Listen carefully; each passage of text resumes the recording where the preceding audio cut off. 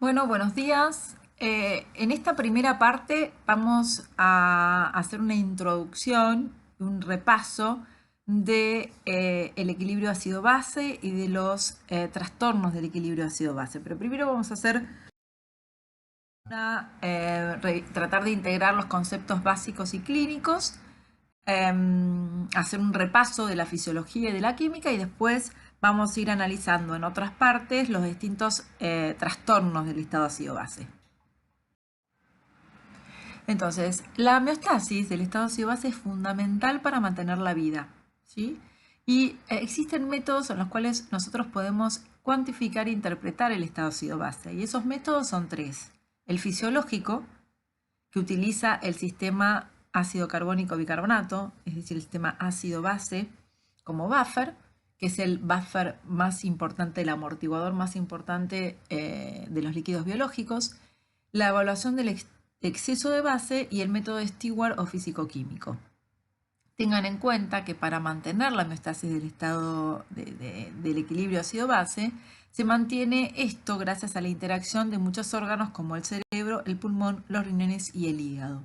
Entonces, cualquier patología que implique una alteración en la regulación a partir de estos órganos puede ser causa de alteración del estado ácido-base. Un concepto importante para repasar es el concepto de qué son los ácidos y qué son las bases. Recuerden que los ácidos son todas sustancias capaces de ceder protones o hidrógeno y las bases sustancias capaces de aceptarlos. Entonces en el organismo existen estos pares de bases conjugados en los cuales normalmente tenemos producción de ácidos, ¿sí? Que liberan protones y que son captados por una base que los acepta. Y esto se mantiene en constante cambio durante el día y en equilibrio. Entonces, cuando nosotros tengamos acá tenemos el ácido, el que se disocia en protón o hidrogenión y base. Cuando nosotros tengamos un exceso de ácidos y por algún mecanismo patológico no se pueda compensar este aumento de ceder protones que no pueda ser compensado por las bases, vamos a tener acidosis. Y cuando tengamos un aumento de las bases y una disminución de los ácidos y de los protones, vamos a tener alcalosis. Vamos a empezar a ver qué ácidos existen en el organismo normalmente para poder después entender los mecanismos fisiopatológicos de las acidosis. Entonces, el primer grupo tenemos tres tipos de ácidos principalmente. Vamos a empezar con los ácidos volátiles. Estos ácidos volátiles no determinan acumulación de protones, el ácido volátil más importante que tenemos en el organismo es el dióxido de carbono, que se elimina a nivel pulmonar. Entonces acá ya tenemos un órgano que va a participar en la regulación del dióxido de carbono, que es el pulmón. Entonces fíjense que el dióxido de carbono y el agua se forman a partir del metabolismo celular. El metabolismo y la dieta, cuando comemos o cuando metabolizamos los glúcidos, los ácidos grasos y las proteínas, produce ácido volátil entre 72 y 90 nanomoles por día. Este ácido volátil se elimina por pulmón, pero también CO2 se une con el agua y se transforma en ácido carbónico. Y por medio de la anhidrasa carbónica, esta enzima muy importante, se disocia a protón y bicarbonato. Entonces, fíjense cómo tenemos esta fórmula, ustedes se tienen que acordar que vamos de un lado hacia el otro, CO2 y agua va a protón y bicarbonato y el protón unido al bicarbonato va hacia CO2 y agua. A su vez, este ácido volátil se elimina por el pulmón. Cuando hay una alteración de la perfusión, cuando hay una perfusión tisular normal, en presencia de insulina, oxidación de carbohidratos y grasas, se produce como producto final CO2, ¿sí? Que va a ir a unirse al agua o eliminarse por vía pulmonar. Y fíjense cómo a nivel capilar periférico y capilar pulmonar también hay una interacción, ¿sí? de el dióxido de carbono junto con el protón y el bicarbonato. El dióxido de carbono entra al capilar periférico, ¿sí? Ahí se transforma en protón y bicarbonato. El bicarbonato sale por esta bomba que intercambia cloro y el protón se va a unir a la hemoglobina y va a salir como oxígeno. En el capilar pulmonar va a entrar el bicarbonato que se va a disociar a dióxido de carbono que va a ir hacia el dióxido de carbono, que va a salir a nivel de capilar pulmonar, y el protón va a ser baferiado por la hemoglobina. El segundo tipo de ácidos se llaman ácidos orgánicos.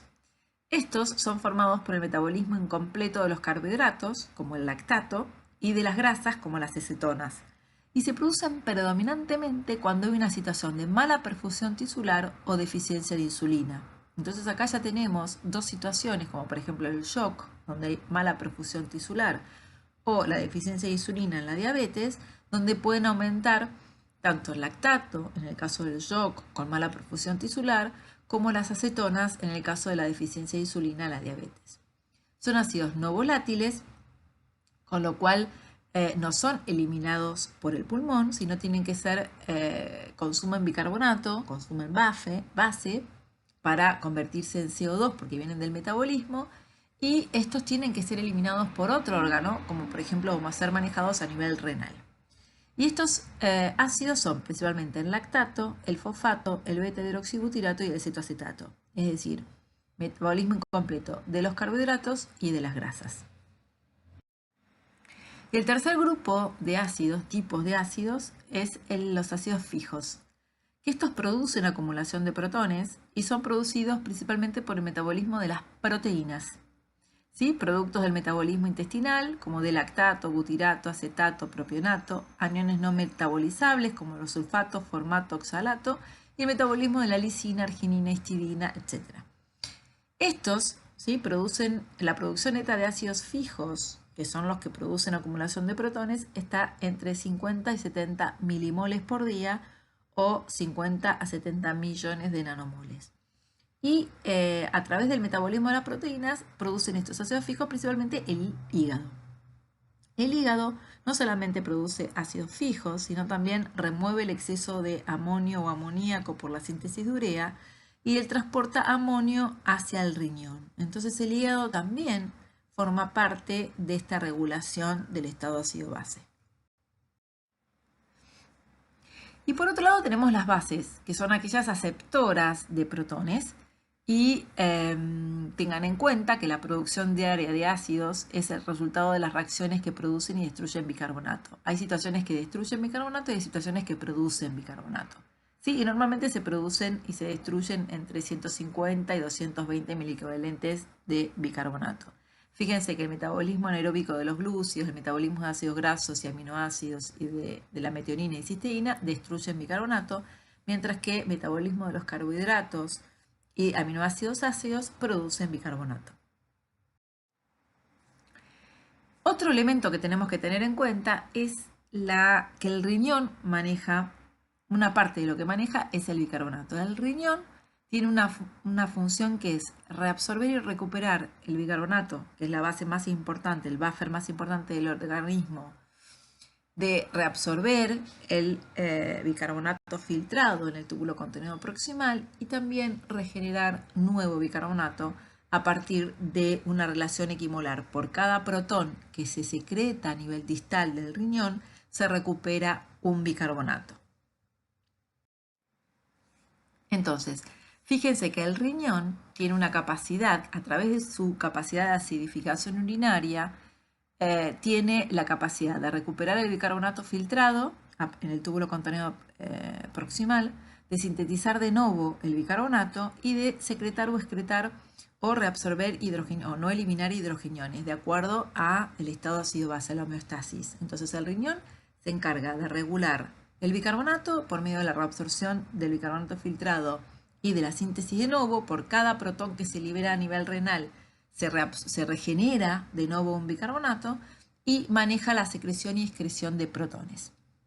A su vez, los ácidos volátiles como el CO2 son excretados, ¿sí?, o manejados por el pulmón. El riñón es el único que se encarga de los ácidos fijos, ¿sí?, no volátiles. Entonces, el ácido es toda sustancia capaz de ceder protones de hidrógeno y la base es toda sustancia capaz de aceptar protones de hidrógeno.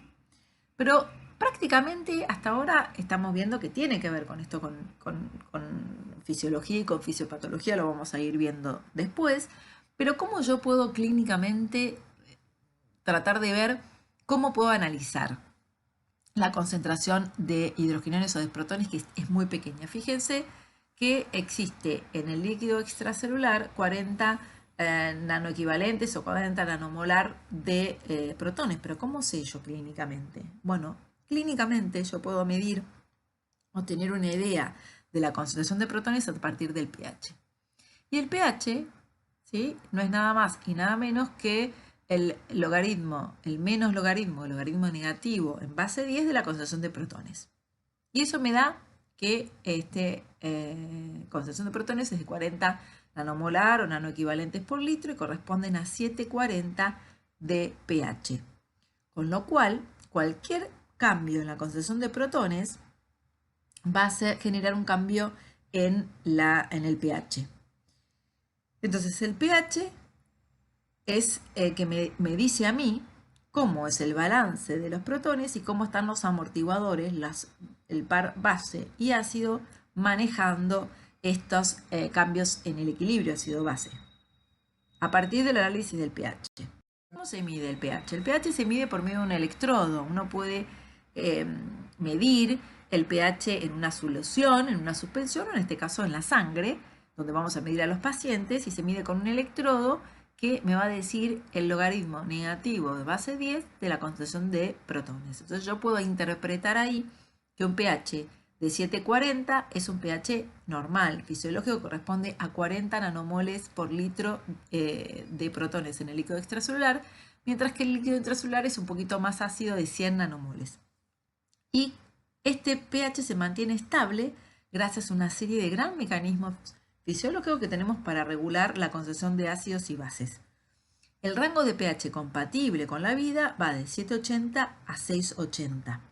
Si bien algunas situaciones son patológicas, pueden ser compatibles con la vida. Entonces se mide por medio de un electrodo. Y fíjense cómo es el menos logaritmo de la concentración de protones, si yo tengo un aumento de la concentración de protones, va a determinar una disminución del pH. Y si tengo una disminución en la concentración de protones, va a generar un aumento del pH. La relación es inversa porque es el menos logaritmo. Y a su vez, pequeños cambios en la concentración de protones van a generar mayor cambio grandes cambios en la concentración en la determinación del pH. Tenemos 740 corresponden a 40, ¿sí?, nanomoles, 730 a 50, o sea, cuando disminuimos el pH es porque aumenta la concentración de protones, y cuando aumentamos el pH es porque disminuye la concentración de protones. La relación es inversa. Entonces acá tienen una forma de ver la equivalencia del pH con la concentración de los protones, y se puede calcular a través de esta fórmula. Si el pH y los protones están en coincidencia, ¿sí?, tienen coherencia interna, se puede determinar por medio de esta fórmula. Ustedes miden esto, que les da lo del paciente, y ven si corresponden al pH que tienen. Esto es para ver la coherencia interna de los gases en cuanto al laboratorio. Entonces, el par amortiguador que nosotros vamos a analizar para evaluar el estado ácido-base es el bicarbonato ácido carbónico. Y a partir de la ecuación de Henderson y Hasselbalch, nosotros vamos a poder determinar entender por qué el pH es de 740. ¿Sí? La concentración de protones va a ser igual a 24 por PCO2 sobre bicarbonato, que nos va a dar 40 nanoequivalentes por litro en una situación biológica normal, fisiológica. Pero vamos a ver por qué el pH es de 740. ¿De dónde sale esta fórmula del pH de 740? Bicarbonato con dióxido de carbono. Entonces, clínicamente, lo que yo tengo que pensar cuando analizo el pH es que tengo que analizar la relación de la base bicarbonato sobre el ácido PCO2 o dióxido de carbono. Entonces, eso es lo que ustedes tienen que analizar. Si yo quiero analizar un estado ácido-base clínicamente, tengo que ver el pH, la PCO2 y el bicarbonato. Y pH es igual a bicarbonato sobre PCO2. Entonces, yo tengo que pensar que el pH se modifica en forma inversa a la concentración de protones, ¿sí? Y por esta fórmula donde está el bicarbonato arriba y la PCO2 abajo, tengo que pensar que si el bicarbonato aumenta, el pH va a aumentar. Y si el bicarbonato baja, el pH va a bajar. Pero la PCO2, la relación es inversa. Si tengo un aumento de la PCO2, el pH va a bajar. Y si tengo una disminución de la PCO2, el pH va a aumentar. Porque la PCO2 es el ácido y el bicarbonato es la base. Y acá tienen valores de referencia, que eso lo van a encontrar por ahí de acuerdo a la bibliografía en forma diferente, pero acá tienen el pH 740, algunos dicen 735, 745, 738, 748. El bicarbonato siempre es 24 más menos 2 y la PCO2 es 40 también más menos 2, dependiendo si lo miden en sangre arterial y venosa, entre 35 y 45 o entre 38 y 45 o 50 si es venoso. Entonces, existen respuestas fisiológicas a las alteraciones del estado ácido-base. Para poder mantener un pH normal 740 con un bicarbonato de 24 y una PCO2 de 40, hay respuestas fisiológicas a esto, porque normalmente tenemos metabolismo celular que produce ácidos fijos, los ácidos volátiles, tenemos la producción de CO2 y agua por el metabolismo también celular, que se libera por el pulmón o se retiene por el pulmón. Y tenemos toda esta batería de respuestas fisiológicas para mantener el pH estable, que son los buffers o amortiguadores biológicos, como por ejemplo el bicarbonato, entre ellos, el 60% es intracelular y el 40% se encuentra fuera de la célula. El aparato respiratorio a partir del manejo de la CO2 o el ácido carbónico, que es el ácido volátil. El intercambio de electrolitos, ¿sí? Hay un intercambio de protones, cuando hay un exceso de protones se va a intercambiar con potasio y calcio. Y por último es la acción renal del riñón, donde se va a encargar de excretar o retener protones, reabsorber y formar bicarbonato.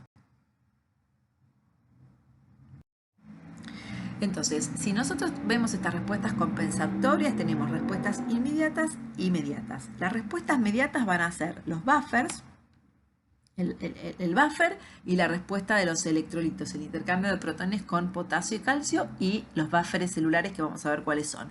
Esas son en las primeras horas, minutos y horas. Después del intermedio, o sea, el segundo mecanismo de defensa está dada por la compensación respiratoria, donde los pulmones van a retener o excretar más dióxido de carbono. Y por último, y la más tardía, que inclusive puede aparecer 48 horas y se puede extender hasta 3 o 4 días, es el manejo renal de la excreción o secreción de protones con la reabsorción de bicarbonato, la generación de bicarbonato. Entonces tenemos inmediatas, la primera línea de defensa son los buffers y el intercambio de electrolitos, la segunda es el aparato respiratorio y la última es el riñón. Recuerden esta fórmula de la anhidrasa carbónica, ¿sí? Que para recordar que cuando yo tengo un aumento de CO2 y de agua, se va a ir hacia la formación de bicarbonato y protones, y cuando tengo un aumento de protones y bicarbonato, se va a ir hacia la formación de CO2 y agua. Y esto es muy importante de recordarlo. El buffer bicarbonato se encuentra en el 60% intracelular y el 40% extracelular, y es el buffer más importante de los líquidos biológicos, pero también tenemos otros sistemas amortiguadores, por ejemplo el par bicarbonato ácido carbónico, fosfatos y proteínas cargadas negativamente, a nivel de las células proteínas, fosfatos y la hemoglobina, a nivel del hueso el carbonato de calcio, recuerden que se intercambia con protón, que después lo vamos a ver, y en la orina, ¿sí? Para la acidificación de la orina y la eliminación de protones, tenemos el bicarbonato de dióxido de carbono, los fosfatos y el amonio. Todo esto, ¿sí? Está en el medio intra o extracelular y mantiene el pH en 740. El mecanismo electrolítico. El mecanismo electrolítico, cuando hay un exceso de protones, entra protón a la célula y sale el potasio, que es el catión más importante dentro de la célula. El cloro también a nivel renal, ¿sí? Hay la disminución, la reducción de cloro produce un aumento de bicarbonato, y el intercambio calcio-protón, ¿sí? Hay un aumento de protón, se mete en el calcio, en el hueso y saca calcio. Por eso las acidosis crónicas pueden acompañarse de trastornos, no solamente nefrocalcinosis, que salga calcio, ¿sí? Sino que también se descalcifique los huesos. La segunda línea de defensa, como dijimos, es el mecanismo respiratorio. Y fíjense qué pasa. De acuerdo a cambios del pH y la concentración de protones, va a cambiar la PCO2, que es lo que puede hacer el pulmón. Entonces, en los trastornos metabólicos donde hay un aumento de protón, como la acidosis metabólica, se van a estimular los quimiorreceptores centrales y periféricos, se va a estimular el centro respiratorio y los músculos respiratorios, el paciente va a hiperventilar y al hiperventilar va a disminuir la PCO2, va a eliminar PCO2. Como se acuerdan de la fórmula de anhidrosa carbónica, al disminuir la PCO2 va a disminuir la producción de protones. En la situación donde hay disminución de protones por alcalosis metabólica, se van a disminuir los quimiorreceptores centrales y periféricos, se va a disminuir el centro respiratorio y los músculos inspiratorios, el paciente va a hipoventilar, con lo cual va a aumentar la PCO2 y va a tender a aumentar y a compensar el aumento de los protones. Entonces, ante una acidosis metabólica, el paciente va a tender a aumentar su frecuencia respiratoria y va a producir una hiperventilación, una respiración rápida, se llama respiración de Kussmaul en las situaciones de acidosis metabólica, y en las alcalosis metabólicas va a tender a hipoventilar, a disminuir la frecuencia respiratoria. Esto puede tardar 12 a 24 horas, ¿sí? Este mecanismo compensador. Y por último, el mecanismo regulador para mantener todo esto dentro de la normalidad es el riñón. El riñón es la tercera y última línea de defensa, que fíjense que puede tardar de 3 a 5 días en tratar de regular y de actuar. Y se encarga de reabsorber el bicarbonato filtrado en el túbulo proximal, de regenerar nuevo bicarbonato a nivel distal. Por cada excreción de protones se reabsorbe un bicarbonato, se regenera, perdón, un bicarbonato, también de eliminar el exceso de bicarbonato y de eliminar o secretar o excretar el exceso de protones o de aniones.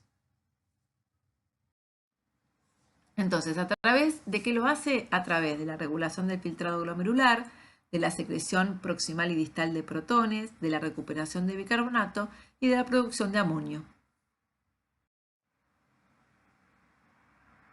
Fíjense que la regulación del riñón de bicarbonato está regulada por el volumen del líquido extracelular, por la PCO2 plasmática, por la excreción renal de protones, por la concentración de cloro, por el potasio y por los mineralocorticoides. Hay una gran regulación del bicarbonato renal.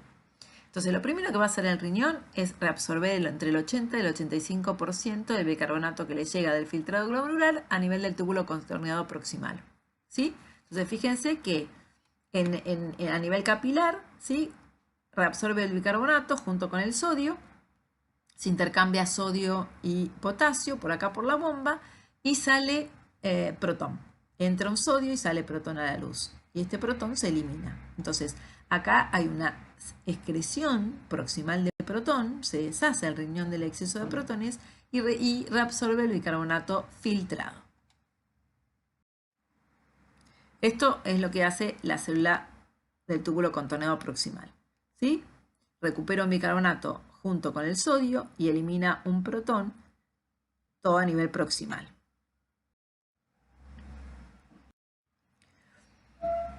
En el asa de Henle, lo que hace el riñón en estas células es también reabsorbe el 15 al 20% del bicarbonato que no reabsorbió en el túbulo contorneado proximal, el bicarbonato filtrado, ¿sí? Siempre reabsorbe bicarbonato de sodio, sodio y bicarbonato, acá lo acompaña el cloro, y lo que hace es elimina protón también, ¿sí? Se intercambia sodio y protón. Y también acá actúa la bomba de potasio, sodio y cloro. Pero lo que tiene neto, tanto en la célula del túbulo proximal como en el asa de Henle, es recupera un bicarbonato de sodio hacia la sangre y elimina un protón. Por último, en las células intercalares tipo A y tipo B, tipo A se va a encargar de eliminar el protón. Pero cada vez que elimina un protón, secreta un protón, va a regenerar un bicarbonato.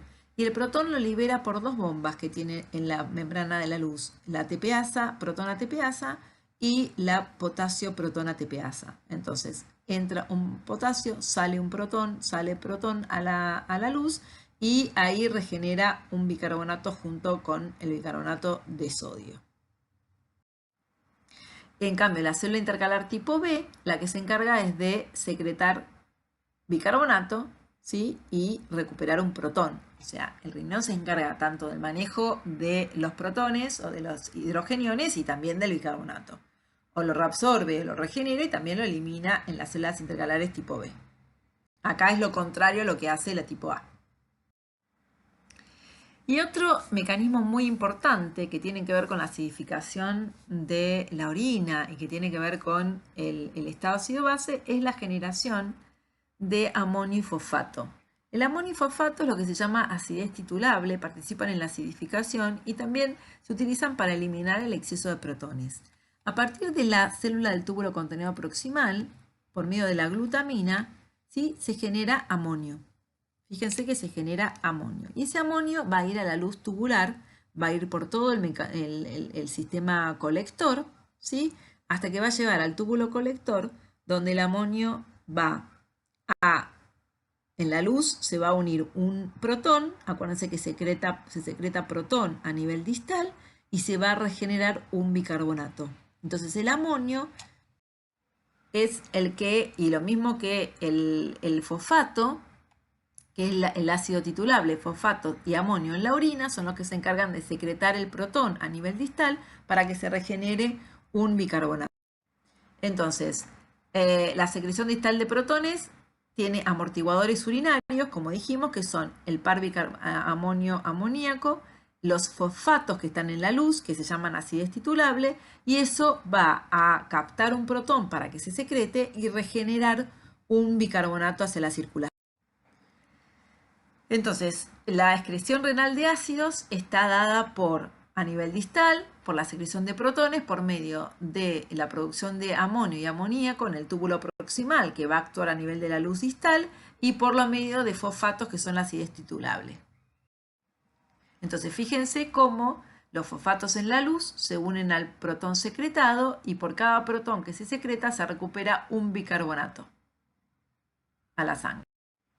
Entonces, la acidificación de la orina tiene dos componentes, uno proximal, que es el que se encarga de recuperar el bicarbonato filtrado, y uno distal, que se encarga de secretar los protones y regenerar un bicarbonato. Por cada protón que se secreta a nivel distal, que se elimina, se regenera de nuevo un bicarbonato a nivel de la reacción de la anhidasa carbónica a nivel de la célula.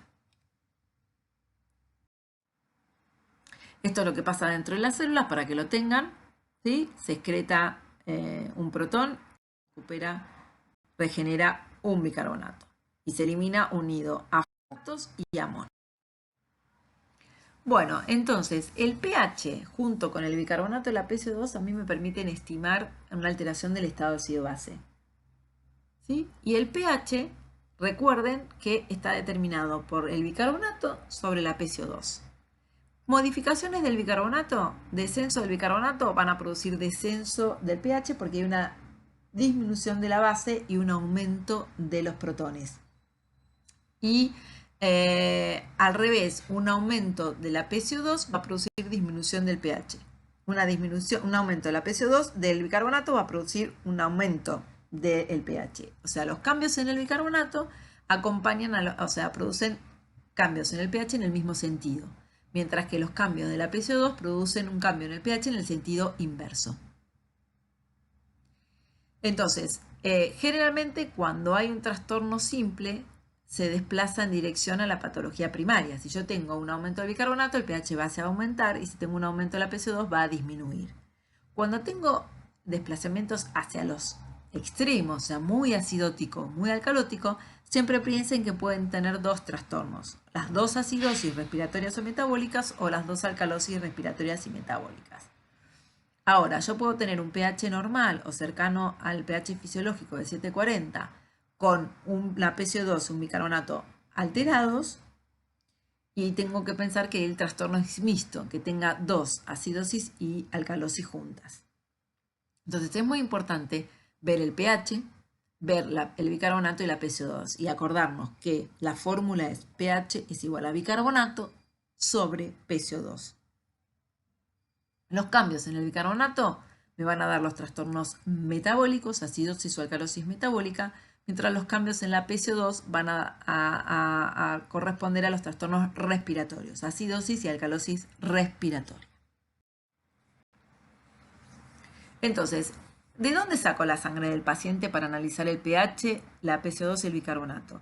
Si el paciente no tiene trastornos en la oxigenación y en la ventilación, si le ponen el saturómetro y satura normalmente por encima del 95, 96, 98%, la sangre la sacamos venosa. Y fíjense que tienen un pH de 7,32 a 7,38, un poquito más bajo.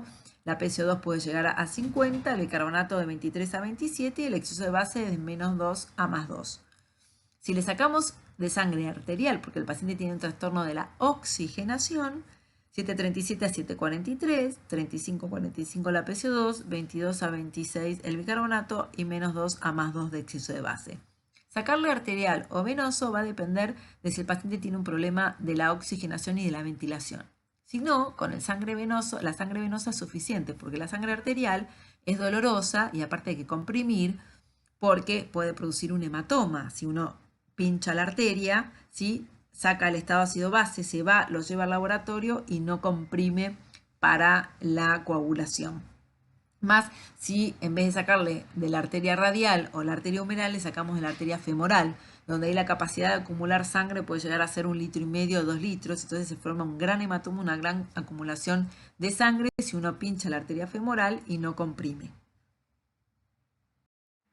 Entonces, cuando nosotros hablamos de alteraciones del estado ácido-base, tenemos que pensar que se produce un desequilibrio entre la relación de ácido-base, ¿sí?, entre la producción y la eliminación del ácido-base, con lo cual el organismo no puede compensar el exceso o el déficit de alguno de estos dos componentes, el déficit o el exceso de bicarbonato de PCO2, con lo cual aparece una alteración en el pH, en la PCO2 y en el bicarbonato, teniendo en cuenta que a veces puede haber un trastorno con el pH normal. Entonces siempre uno tiene que evaluar el pH, el bicarbonato y la PCO2.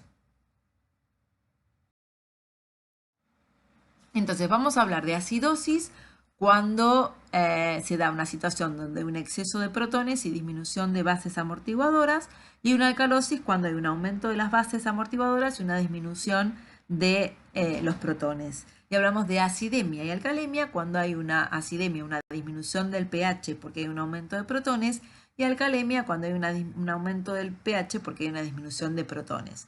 Normalmente vamos a hablar de acidosis y alcalosis, pero ustedes sepan que la acidosis y alcalosis es el trastorno, mientras que acidemia y alcalemia es el cambio del pH.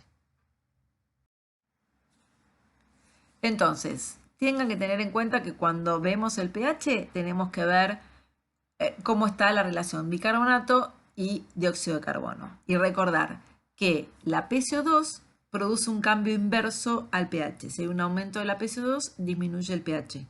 En cambio, el bicarbonato, su cambio produce el cambio en el pH en el mismo sentido. Si yo tengo una disminución del bicarbonato, disminuye el pH.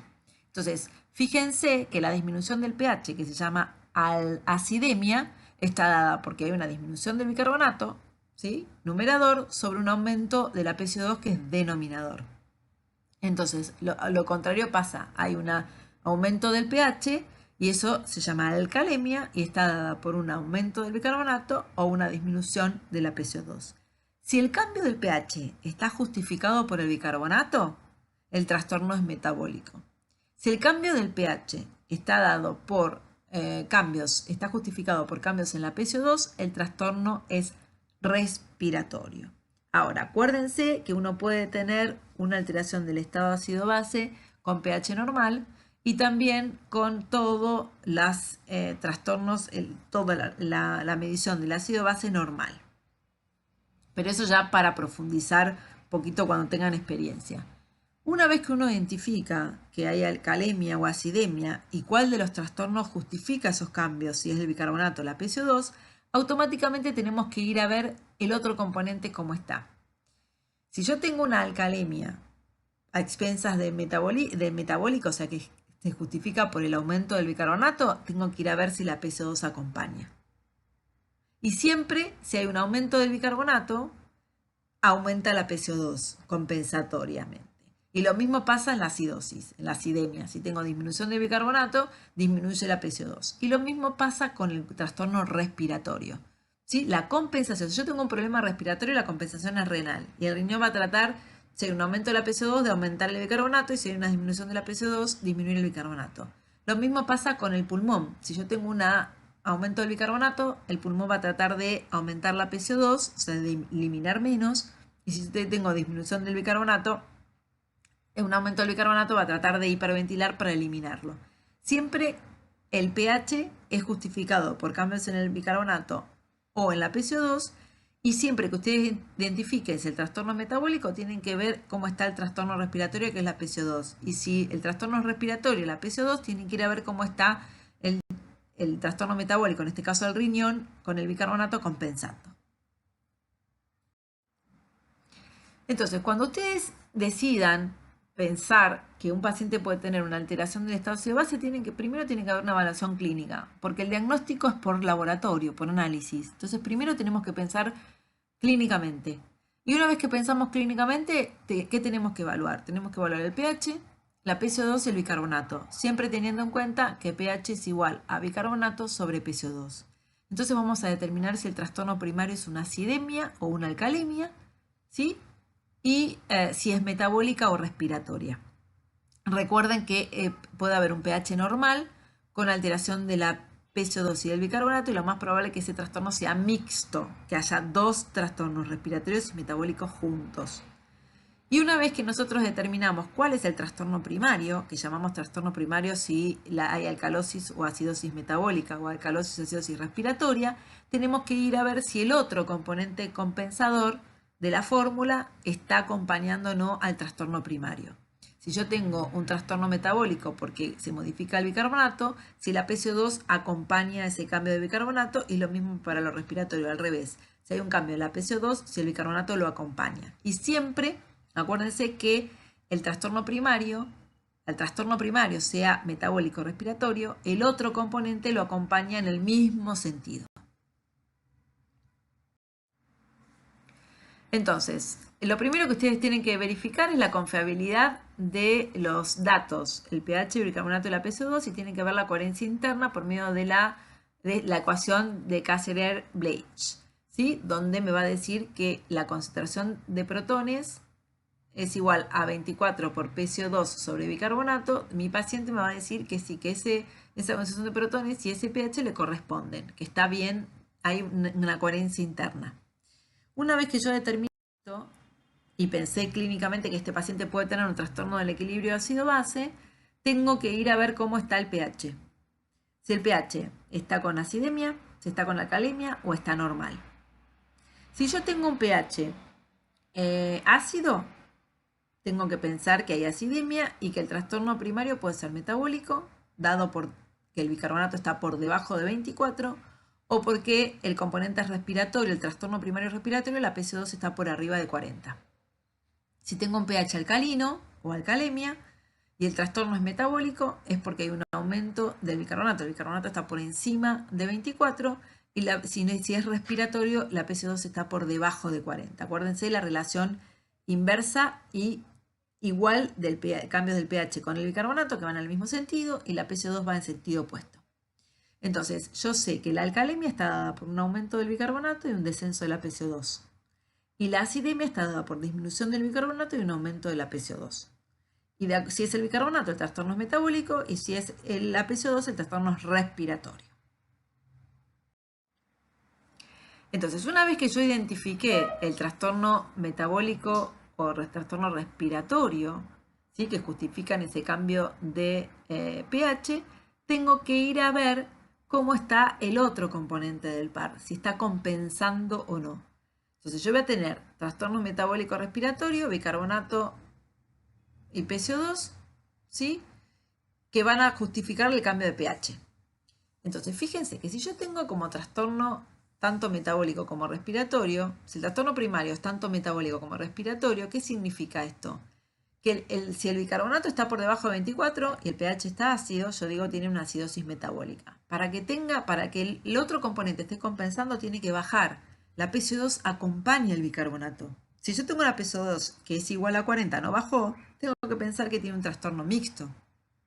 Lo mismo pasa para si el bicarbonato está, si la PCO2 está por arriba de 40, el bicarbonato tiene que aumentar. Si el bicarbonato está por debajo de 24, está de 24, no acompañó la PCO2, significa que el trastorno es mixto.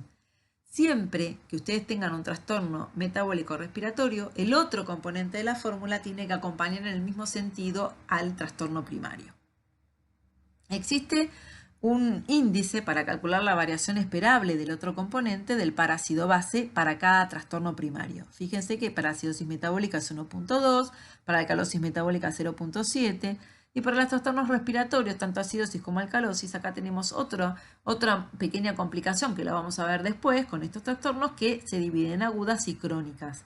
Y de acuerdo a eso, el índice y cómo se comporta el componente bicarbonato es diferente si es aguda o crónica. Y la que sea aguda o crónica la determina el tiempo de instalación. Entonces, fíjense, uno tiene que identificar el trastorno primario. Fíjense que tenemos un pH de 7,16, o sea que este pH está acidémico. Entonces tengo que ir a ver de los otros componentes cuál justifica la acidosis o la acidemia. Si es la PCO2 o es el bicarbonato. Fíjense que tenemos bicarbonato de 9, o sea que está bajo, y la PCO2 es de 26. La PCO2 de 26, bajo, menor de 40, debería dar alcalosis respiratoria, no acidosis metabólica. O sea que yo interpreto que el pH de 7,16, acidemia, está dada por el bicarbonato que está bajo. Entonces es una acidosis metabólica. Y tengo que esperar que la PCO2 baje, acompaña al bicarbonato. Ahora tengo que ver si bajó adecuadamente, cuál es el índice de variabilidad, porque tiene que bajar y hay una fórmula para calcular que tiene que ser, esa PCO2 tiene que bajar y tiene que ser la misma que tiene mi paciente para decir que la acidosis es metabólica con compensación respiratoria. Existen diferentes formas de calcular la PCO2 esperada en una acidosis metabólica. Yo tengo acidosis metabólica, tengo acidemia y bajo bicarbonato. Y tengo que ver si la PCO2 que tiene mi paciente es la esperada para decir que está compensando. Existen diferentes formas. Por ejemplo, acá ustedes hacen el delta bicarbonato, que es el bicarbonato de 24 normal menos 9 que tiene el paciente, da 15. ¿Sí? Y este 15 lo multiplican por el índice que corresponde a la acidosis metabólica, que es 1.2 y les da 18. Si yo 18 le resto a 40, que es la PCO2, me da 22. O sea que mi paciente debería tener 22 para decir que tiene una acidosis metabólica compensada. Y tiene 26. Tiene más alto la PCO2 que debería tener. Entonces yo digo que tiene una acidosis metabólica con una acidosis respiratoria. Por eso el pH es tan ácido, porque debería tener 22 de PCO2 el paciente y tiene 26, está más alto. ¿Sí?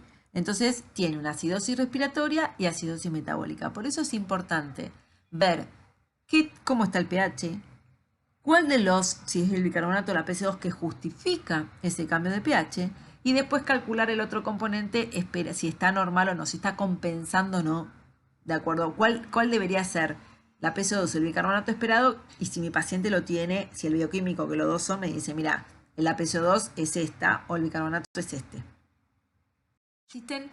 Entonces yo voy a tener acidosis o alcalosis.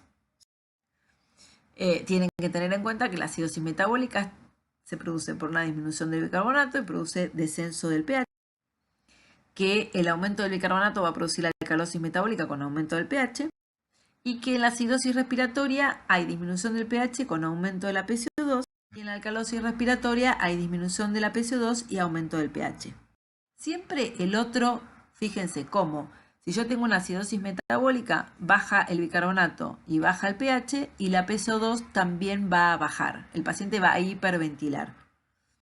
En la alcalosis metabólica, el bicarbonato aumenta y produce un aumento del pH, y la PCO2 va a acompañar el aumento del bicarbonato, aumenta por hipoventilación. En la acidosis respiratoria hay un aumento de la PCO2 que lleva a una disminución del pH, y el bicarbonato va a acompañar, tiene que aumentar acompañando la PCO2. Por eso cuando ustedes vean un pH bajo con aumento de la PCO2 y el bicarbonato, el trastorno tiene que ser respiratorio, no puede ser metabólico, porque el bicarbonato aumentado debería dar alcalosis, no acidosis. Entonces esto lo hace el riñón. Y lo mismo pasa en la alcalosis respiratoria. Hay una disminución de la PCO2, aumenta el pH y el bicarbonato tiende a bajar. Siempre va a acompañar el otro trastorno al trastorno primario. Y llamamos trastorno primario a si hay acidosis o alcalosis respiratoria o acidosis o alcalosis metabólica. ¿Sí? En la trastorno metabólica, el trastorno primario es el bicarbonato y tenemos que ver la PCO2 cómo acompaña. Y en el trastorno respiratorio está dado por cambios en la PCO2 y tenemos que ver cómo el bicarbonato acompaña.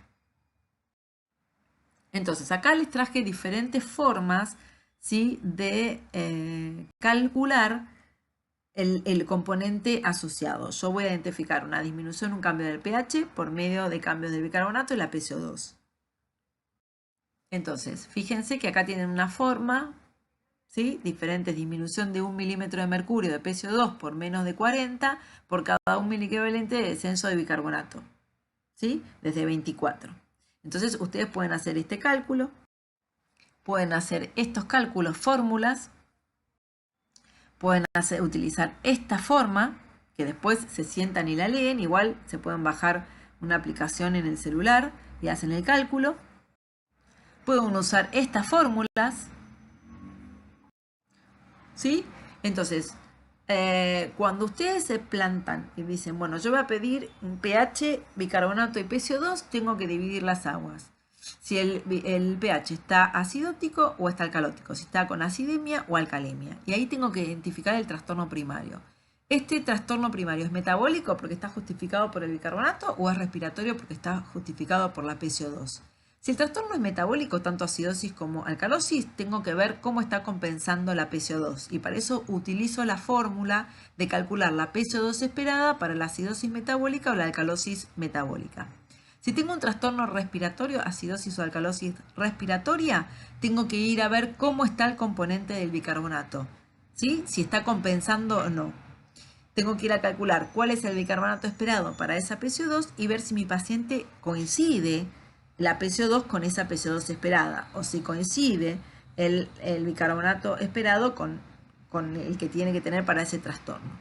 Automáticamente eso es lo que tenemos que hacer, ver el pH, ver qué trastorno tiene, PCO2 y bicarbonato, y automáticamente una vez que identificamos el trastorno primario, sea metabólico o respiratorio, vemos cómo está el otro componente compensador. Y por último tienen esta fórmula también de calcular cuál es el bicarbonato, la PCO2 esperada de acuerdo al trastorno. Esto después lo leen y ustedes eligen el que más le convenga, el que más le guste, el que más se apliquen o bajan la aplicación. Entonces, tengan en cuenta que los valores de gases en sangre pueden ser explicados por 2 o más alteraciones ácido-base coexistentes, que puede haber solamente acidosis metabólica o alcalosis metabólica pura o acidosis o alcalosis respiratoria pura, pero también puede haber 2 o 3 más alteraciones, ¿sí? Muchas veces coexisten y cuando hay una alteración del bicarbonato de la PCO2, el pH suele ser normal o cercano a lo normal. Siempre que ustedes vean eso, automáticamente vean que piensen que el trastorno es mixto. Siempre piensen en el trastorno primario y después calcular el otro trastorno compensador o secundario. Entonces, fíjense, para redondear, tenemos que una acidosis metabólica, el bicarbonato desciende y desciende el pH y acompaña la PCO2. Y en la alcalosis metabólica aumenta el bicarbonato, aumenta el pH y acompaña la PCO2 aumentando. Lo opuesto de cambio de pH y la PCO2 se da en los trastornos respiratorios, aumenta la PCO2 y baja el pH, pero el bicarbonato acompaña, la PCO2 aumenta y la disminución de la PCO2 aumenta el pH y disminuye el bicarbonato. ¿Cómo tiene que compensar el riñón y es más tardío? La compensación de los trastornos respiratorios es más tardía que la compensación respiratoria de los trastornos metabólicos.